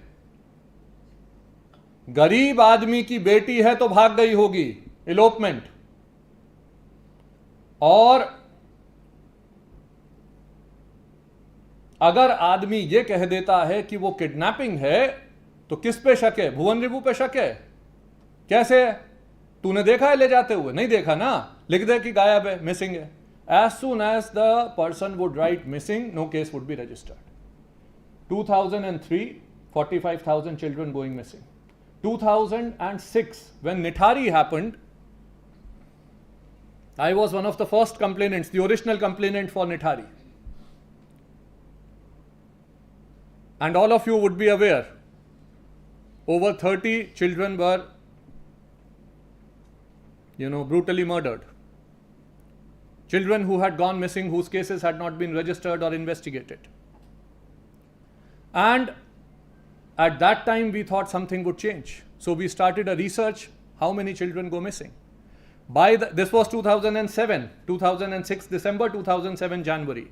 By 2010, we found out that in 2010, the number of missing children in India had gone to 100,000. And the number of cases registered was still about 8,000. In 2013, the number of missing children in India had gone to 160,000. And the number of cases registered was only 20,000. Every hour, 14 children were going missing and one case was being registered, the rest were left to God. Nothing was happening. So we approached the Supreme Court of India. Something which was beyond the purview of law. We said that if a child was missing, the child is not disappearing in thin air. The child has been made to disappear. Even if I keep my wallet here, my wallet will continue to be here for eternity till such time that somebody is actually taking it away. And when that somebody is taking it away, the intention becomes the key issue. If the intention is to return the wallet to the police, then there is nothing wrong. The same way applies to the child. If the child has gone missing and is not in a police station, then the child is a victim or a possible victim of exploitation or trafficking. It was far-fetched. It was common sense, but it was beyond the law. At that time, the law did not exist. The law on trafficking wasn't there. The amendment to the Indian Penal Code, I was fortunate enough to be the person who proposed it to the Verma committee, and I was given, maybe by God's grace, this blessing that this trafficking became a part of the Indian Penal Code as Section 370 in March-April 2013. But we filed the case in 2011 and there was no law. And Justice Kabir laid down the doctrine of the presumption of crime. He said, in certain circumstances, you can presume that a crime has happened.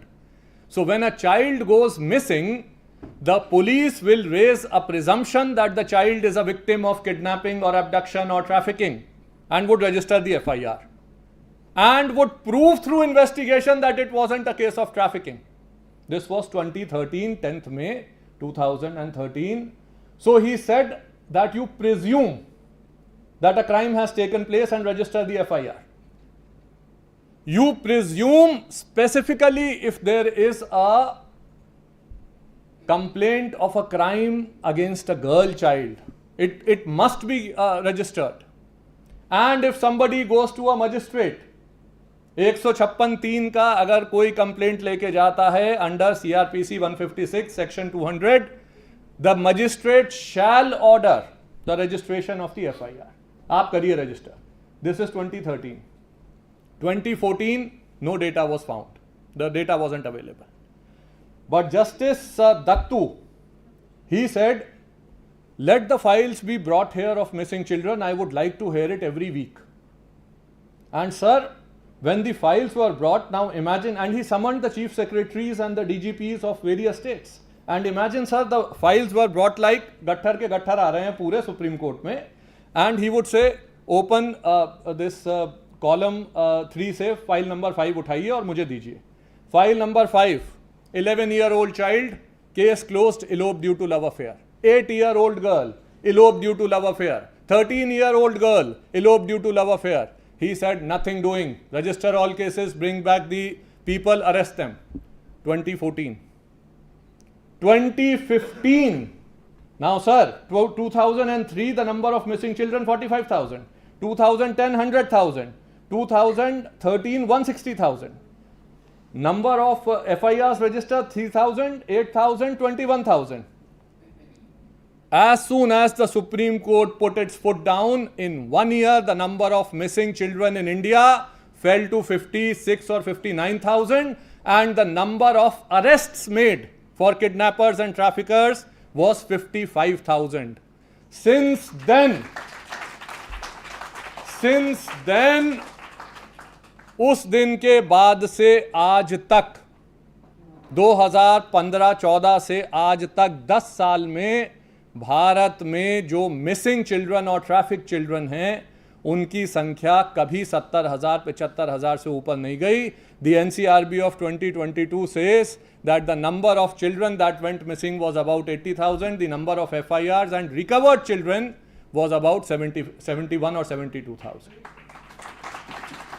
All thanks to Honorable Mr. Justice Altamas Kabir. I have written elaborately in this book about this incidents and in this thing, and these are some of the things that you only hear when you are opening this entire conversation. So today, as I come to Andaman, I feel very emotionally charged, because my personal journey against child marriage began from that one phone call. We failed to protect that child from Andaman. We lost the battle, but we must not lose the war. In 2022, we started what is today known as the Child Marriage Free India, the Bal Vivaha Mukt Bharat campaign. We started with just a small group of handful of women. And in the first year, it captured the imagination of women, of civil society and of people. In the second year, we went to the Rajasthan High Court around this time, Akshay Tritiya is just around the corner. Last year we went to the Rajasthan High Court. My dear colleague Rachna Tyagi ji, she is sitting right here. She went at 3 in the morning and approached the court at 7 in the morning, saying that in 2 days these 54 girls are going to be married. Stay must be granted by the High Court immediately. We don't have time to go for individual injunctions. So the Honorable High Court immediately intervened and said blanket injunction across Rajasthan. Blanket injunction, not a single mass wedding would take place. इन एक राजस्थान में जहां अक्षय तृतीया पे हजारों की संख्या में बच्चियों को बुला के एक साथ शादी होती थी, पिछले साल हाई कोर्ट के इंटरवेंशन के बाद एक नहीं हुई और पंचायत की अकाउंटेबिलिटी तय हो गई. That became the judgment of that became the basis of the Seva judgment. Seva is a JRC partner, so we approached the Honorable Supreme Court on this notion. And अब ये अचानक जो है सुप्रीम कोर्ट ने कहा government को कि आप इस पे कैंपेन चलाइए. सुप्रीम कोर्ट ने कहा पंचायतों की आप अकाउंटेबल हैं. सुप्रीम कोर्ट ने कहा पुलिस ऑफिसर्स को कि इस पे FIR काटिए. एक साल के अंदर इतनी सारी चीजें हो गई और आसाम में जहां प्रोसिक्यूशन हुआ वहां 81% reduction in child marriage has been found. 81%. 2021 में जहां हमने 3000 गांवों का डेटा कलेक्ट करा, हमने मतलब सरकार ने और हमने, मैं JRC की बात नहीं कर रहा, सो नॉट JRC, तो गवर्नमेंट रिकॉर्ड सेट कि जहां पे X नंबर ऑफ शादियां होती थी, जब 2024 में वही डेटा कलेक्ट किया गया after a lot of prosecution, it resulted in 81% reduction in child marriage. The case that I am referring to on missing children, the case that I am referring to on child marriage, these are the cases that are showing that prevention has to be done along with protection. So prevention before protection, protection before prosecution, but prosecution to create a deterrent for prevention. Prosecution creates prevention. आप उठाइए आदमी को jail में डालिए, जब आदमी jail में होगा तो ट्रैफिक कैसे करेगा? किडनैपिंग कहां से हो जाएगी? जहां 1,60,000 बच्चियां गायब हो रही थी, वहां पे अचानक 50,000 क्यों हो रह गई? Why did this number fall? The number fell only and only because the people who were kidnapping the children were behind bars. There is no other reason and no other explanation. In fact, जो मैं original बात कह रहा था कि इस case को लेके हम गए दिल्ली हाई कोर्ट कि ये सुप्रीम कोर्ट की जजमेंट है. And now technology must be used. This child that had gone missing, जिसका मैंने नाम बताया था सोनू, उसकी फोटोग्राफ को लेके हम दिल्ली हाई कोर्ट गए और हमने कहा कि this photograph can be used to actually create a software where every single child who is in a child care institution in India needs to be on the same software, and through the facial recognition we can identify the children who have gone missing and who have been recovered and are in any of the children's homes. I think this was also 2015 या 2016 की बात होगी, but 7-8 years ago. And in 3 days, 11,000 children were found. 11,000 children were found as soon as Delhi police ran this software on the central government database. Use of technology. And Sonu, by the way, was found in a home, I think in Uttarakhand, near Haridwar, Haridwar Uttarakhand में. हरिद्वार में उसकी photo लेके जो है किसी आदमी ने कहा कि हाँ मेरे को लग रहा है मैंने इसे देखा है, और एक बच्चा जो कि 7 साल से गायब था, जिसको कोई नहीं जानता था कैसे मिलेगा, जिसके बारे में कुछ अवेलेबल नहीं था और उसका नाम भी चेंज हो गया था. अगर आपकी विल है तो वो ढूंढा जा सकता है. The responsibility of implementation. I am told that I don't have a lot of time, but sir, if you would kindly forgive me, I will. Sir, thank you. So the responsibility of implementation first and foremost is with the community. Esteemed speakers before me have said it. But it is not in isolation. Community क्यों जाएगी police के पास अगर उसको लगेगा कि मुझे police से डर लग रहा है? मुझे माफ करेंगे मेरे पुलिस के साथी, यहाँ पे मेरे से बड़ा पुलिस का जो है भक्त और सपोर्टर कोई नहीं है, लेकिन क्योंकि मैं आपसे इतना ज्यादा प्रेम करता हूं तो मैं आपका उस प्रेमवश आपके ऊपर क्वेश्चन भी करता हूं. मुझे अगर आपसे डर लगता है मैं आपके पास क्यों जाऊंगा? अभी हमने देखा 2 दिन पहले जो ये यूपी का केस हुआ जिसमें उस बच्ची पूरा जो है मीडिया ने उसको ये बना दिया कि यूपी के हाई कोर्ट ने, इलाहाबाद हाई कोर्ट ने ये जजमेंट दी, ये जजमेंट दी, ये जजमेंट दी. सवाल जजमेंट का था ही नहीं. सवाल यह था कि जस्टिस अल्तमस कबीर की जजमेंट है 2013 की, क्रिमिनल लॉ अमेंडमेंट एक्ट है 2013 का, सेक्शन 166A है आईपीसी का, और वो ये कहता है कि when a public servant is not following the direction of the law, action can be taken against the public servant. लड़की 11 साल की एब्डक्ट होती है, उसके साथ जो हुआ सो हुआ, बट वो जब थाने जा रही है तो एफआईआर क्यों नहीं कट रही? That is the beginning of the justice delivery process. Justice was not thwarted in the High Court, unfortunately. That is what the media made it to be. Justice was thwarted when this victim and the mother went to the police station and the police refused to register the case. The second question begins, even when the police refused to register the case and they went to the Honorable Court, under hyper technical, मैं एक हिंदी में शब्द use करूंगा और मैं सबसे माफी चाहता हूं, लेकिन मैं थोड़ा नाराज हूं इस बात पे, इसलिए मुझे आप माफ करें. एक शब्द है बुद्धि विलासिता, you know, intellectual, I don't know what. So we are using this hyper technical approach of the implementation and the process of law, wherein it is a very simple law that says that register the case. 3.5 years the child is navigating that legal system. FIR is still not registered. 2011 से आज 2021 से आज 2024 हो गया, 5 हो गया, बल्कि 4 साल होने को आए, और केस क्योंकि मीडिया ने रिपोर्ट करके हाईलाइट कर दिया तो हमने उसे हाई कोर्ट का केस बना दिया. 2 दिन के भीतर सुप्रीम कोर्ट ने उस पर स्टे कर दिया, बात खत्म हो गई. इलाहाबाद हाई कोर्ट को कहा गया, पर मैं बहुत ही विनम्रता के साथ ये बात कहूंगा कि ये तब तक क्वेश्चन सॉल्व नहीं होगा जब तक कि पुलिस की अकाउंटेबिलिटी तय नहीं होगी. आपने उसे वापस क्यों किया था? पुलिस थाने में अगर आदमी आके डर रहा है कि मेरा केस तो रजिस्टर होगा नहीं. दूसरी बात उठी थी डेटा की. Why is data not coming? Data is not only dependent upon people coming to the police station.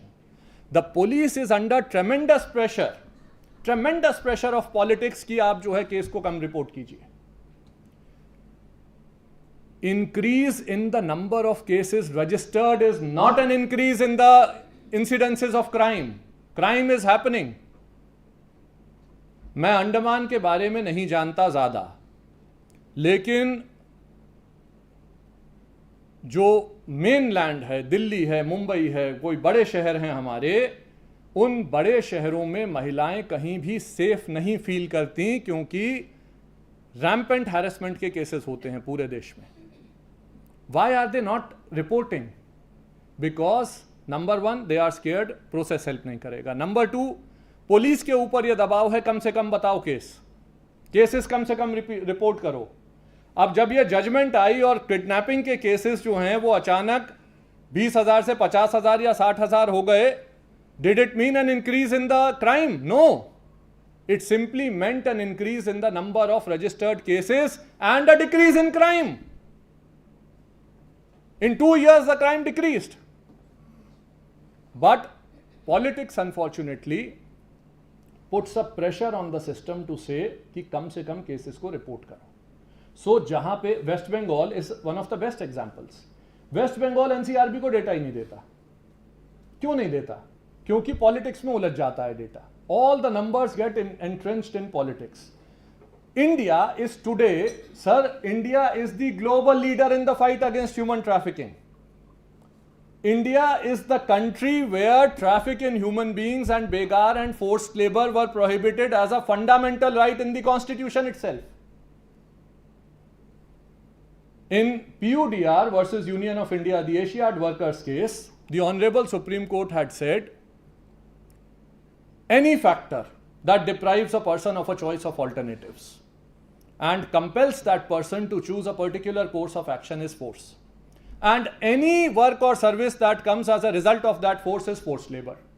So, forced labor, bonded labor were understood in India inherently in 1983-84 by the Honorable Supreme Court, subsequently reiterated many times. However, the substantive law was made in 2013, which is now being implemented. Bengal is at the forefront. I just got some data from my partners. It is not government official data. In West Bengal, in 24-25 alone, 4,553 cases of child trafficking have been reported, registered. And 13,940 cases of child marriages have been stopped by the NGOs in associating with the government. Now compare this with the global statistic. Globally, in 2022, the US State Department says, पूरी दुनिया में सारे civil society, सारी police, सारी UN agencies, सारी सरकारें, everybody combined together had rescued 45,000 victims of human trafficking and had registered 18,774 cases of trafficking. This is the US State Department data. In 24-25, just the efforts by the 262 NGO partners of the Just Rights for Children Alliance working in 416 districts in India have led the rescue of 52,470 victims of trafficking and 35,000 cases. That is like 2 times the number of the world put together 2 years ago. India is at the forefront. It is the global leader in the organized crime, against the organized crime of human trafficking. And again, I would beg to disagree with something, sir, you had mentioned about UNICEF. I take very strong exception if the UNICEF is calling it as a profitable industry. Crime, selling of our daughters, selling of our boys is not an industry. It should never be called an industry. Sir, it was a profitable criminal industry. अच्छा, oh sorry, it was a satire. मैं तो नाराज हो गया, मैंने कहा कि अच्छा, sorry, अच्छा, हाँ हाँ हाँ, अच्छा, ठीक, बिल्कुल बिल्कुल. Then I stand corrected. I apologize. And even then, it takes into account as a profitable, let's say, activity or a crime. The third most profitable crime is there if we take into consideration the one-time sale. Every day, we did a rescue operation many years ago. I was involved in a rescue operation with NHRC. It was in a place where 190 odd girls were rescued, and they said that they are being abused and raped by anywhere between 5 to 15 men daily, paying anywhere between 500 to 2,000 rupees daily. I just made a mental calculation. Let's say 200 girls, 1,000 rupees, 10 instances, 10,000 into 200. It's like 20 lakh rupees being generated in one building on a daily basis. That is the level of this organized crime. And unless and until we hit the economics of this organized crime, we will not be able to solve it. So, many things are there that need to be discussed. Today, I wish all the very best to the people who will be discussing in detail. I would simply like to say that at the core of it is our children. whatever we do, just follow the journey of a child. Whatever we decide, whatever we think about, just follow the journey of a child. On CSIM, there is a landmark judgment by the Supreme Court, which was mentioned earlier in the video as well. The perpetrators have entered into our bedrooms today. The era of not me, not here, not now, not possible is over. With trafficking, what people used to think was it would happen in some poverty-ridden state, not in my house. With child marriage, it is happening with some other community, or with tribals, or with some Assam or Bihar, it is not happening in my house. But the online abuse of children leaves every child vulnerable. Anybody with a smartphone is vulnerable. Anybody on the internet is vulnerable. Anybody at the working alone on the internet is at risk with a video camera, with blackmails. N number of cases are coming forward every day. This morning I was reading about a case where a child was threatened, blackmailed, and 80 lakh rupees were siphoned off from her. She was made to take this out from her grandmother's account. My right of protection cannot be subverted with another person's right of privacy. This anonymity allows a person to pretend to be somebody else and allows that person to blackmail or to threaten or to abuse anybody. That is a gap in policy that must be resolved. Similarly, my right of the access of justice, my right of the fundamental right of justice cannot be allowed to be subverted by another person's right of technicalities. The technical nuances of law are primarily being used by the rich, the powerful, the knowledgeable, the moneyed to subvert and circumvent the system. I appeal to the bar. Wherever I go, I appeal to the bar. I would like to appeal to the bar here also. It is very important for all of us legal practitioners to give the fair trial to the accused. But let us not do it for the money in cases of child sexual abuse. Let us do it in the pursuit of justice. If we believe that the person is not guilty of a crime, let us defend him. But if we are using our knowledge for money, we are simply putting a risk for our own children in the times to come. And if we fail to protect our children today, nothing else we do in life tomorrow matters. The behavior change for deterrence must also be accompanied by access to rights, to services. That is where the administration comes into the picture. For prevention of child marriage, it is very important that we give rights to the victims, to services like scholarships, and we ensure that wherever the crime does take place, we are sending somebody or the other to the jail. India has made some of the best laws on child protection. India has definitely the best Supreme Court and High Court guidelines on child protection. What India defined on missing children, what India defined on trafficking, on forced labor, what India has defined on recently the child sexual exploitative and abusive material, what India has defined on accountability to end child marriage is today the benchmark globally. All Supreme Courts are following, and I am, as Just Rights for Children, we are working in over 30 countries and we are taking it before various Supreme Courts. So I am speaking with a certain degree of seriousness on this, that many high courts are looking into this. And what we have been able to do as the citizens of India is create the world's largest movement against child marriage. On 27th November, armed by the judicial decision of the Supreme Court in the Seva case, who is a Just Rights partner, when the government announced this initiative of Child Marriage Free Bharat, 27 crore people, 27 crore लोग एक दिन में उठे और उन्होंने child marriage के against शपथ ली कि हम चाइल्ड मैरिज नहीं होने देंगे।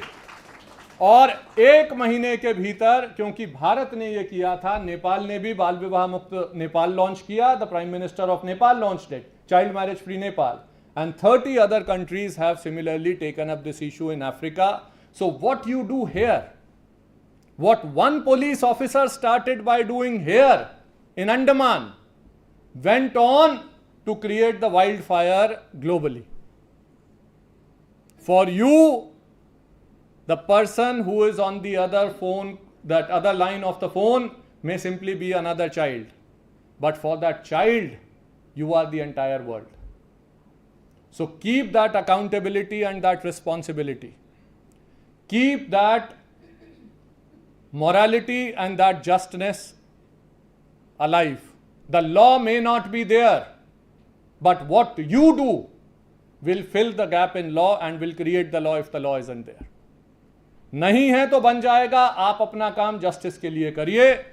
We should work to ensure justice, not simply be bound by the implementation of what exists in law today. आप लॉ को फॉलो कराइए. अगर लॉ पूरा नहीं है तो जजेस आपके साथ बैठे हैं, वो एक्सपैंड करेंगे डेफिनेशन, नहीं तो सुप्रीम कोर्ट करेगा expand definition. Follow the rules of justice. The eventually the truth shall prevail, even if you are a minority of one. So what started in Andaman today, I am very happy to come back here, and I am also very happy, I would like to congratulate that you were able to get all the tribal leaders and everybody together. If the leaders decide not to allow child marriage, if the faith leaders decide not to allow child marriage, it will end in one day. Child marriage is not a crime that is happening behind closed doors in two people. It is a social crime. What people are celebrating, they do not understand that they are celebrating the impending rape of a child. They do not understand why they are dancing. They do not understand why they are celebrating. The minute they understand that, it is all in the language. The minute they understand that, they would stop to celebrate that. And the day that the faith leaders decide, I will not marry a child, जिस दिन पंडित जी, मौलाना साहब, मंदिर, मस्जिद, गिरजाघर, गुरुद्वारों ने मना कर दिया कि यहाँ चाइल्ड मैरिज नहीं होगी, उसके अगले दिन भारत में चाइल्ड मैरिज खत्म हो जाएगी. कोई चाइल्ड मैरिज कोर्ट में जाके नहीं कर रहा. So with that, I would like to congratulate and thank all of you. And once again, I would like to thank the leadership of the judiciary. And I am sure what we are going to be discussing here today is going to lay the foundation of community involvement and better justice delivery for the entire country. Thank you all very much.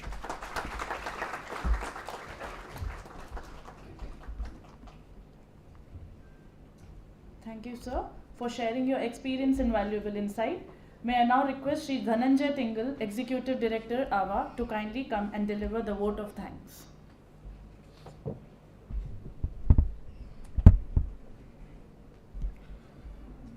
Good morning. Dignitaries on the dais, dignitaries sitting in the front, and also the tribal leaders who have joined through Zoom from Nicobar. They are sitting in the DC and the SP's office, and they have joined from there. I would like to thank Chief Justice of Kolkata High Court, Honorable Justice Sivagaman, for taking this initiative and taking out time from her busy schedule to be present and lead this initiative in Andaman Nicobar. So we are very thankful for your guidance, leadership, and initiating this process through the judiciary here. I personally also would like to thank Justice Sabyasachi, Honorable Executive Chairperson of the SLSA, who initiated this whole process. In fact, we have organized a similar conference through SLSA Kolkata, where Sir was sitting for a whole day, and he himself asked us to initiate this process, initiated this whole conference in Andaman Nicobar, and he took personal interest for every small thing, going through the literature, guiding us, helping us out throughout. So we are thankful for this whole initiative. I would also like to thank the Chief Secretary, Dr.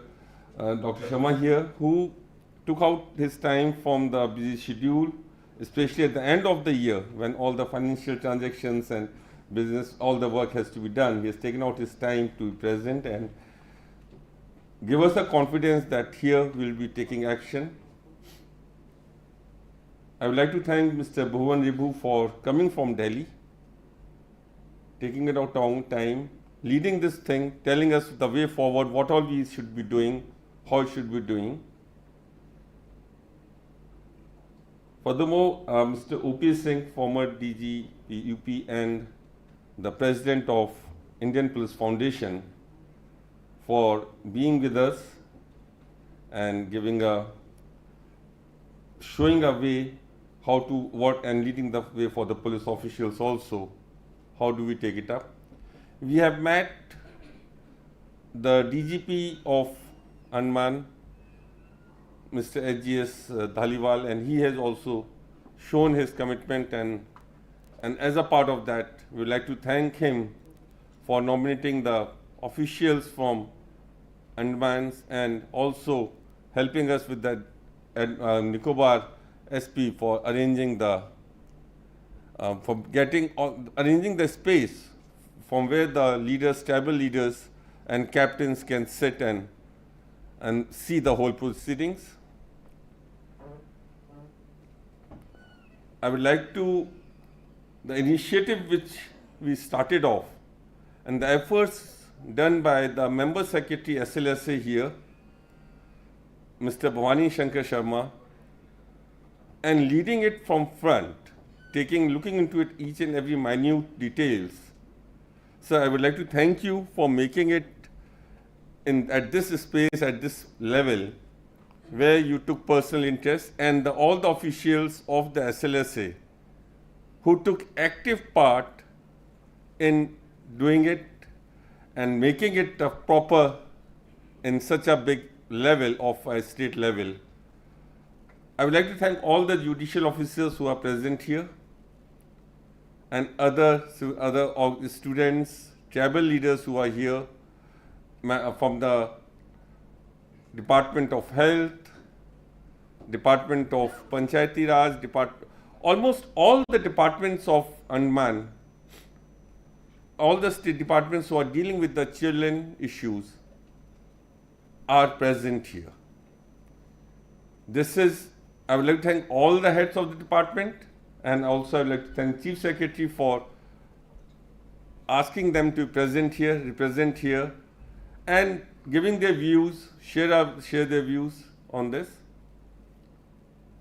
Furthermore, I would like to thank British High Commission for supporting us in this whole initiative, and we hope that this initiative will be the starting point of fight against child marriage and child sexual abuse in Andaman Nicobar. Thank you. Thank you, Mr. Dhananjay Tingal. Now I request all the dignitaries and the stakeholders present here to have a cup of tea with us, and I request Learned District and Session Judge to take the dignitaries for the tea, and I request all the stakeholders and dignitaries present here. We have made tea arrangements on the ground floor. Please, 15 minutes break for tea will be there, and thereafter the session will be recommenced. Thank you. Which is a compilation of the Andaman and Nicobar State Legal Services Authority has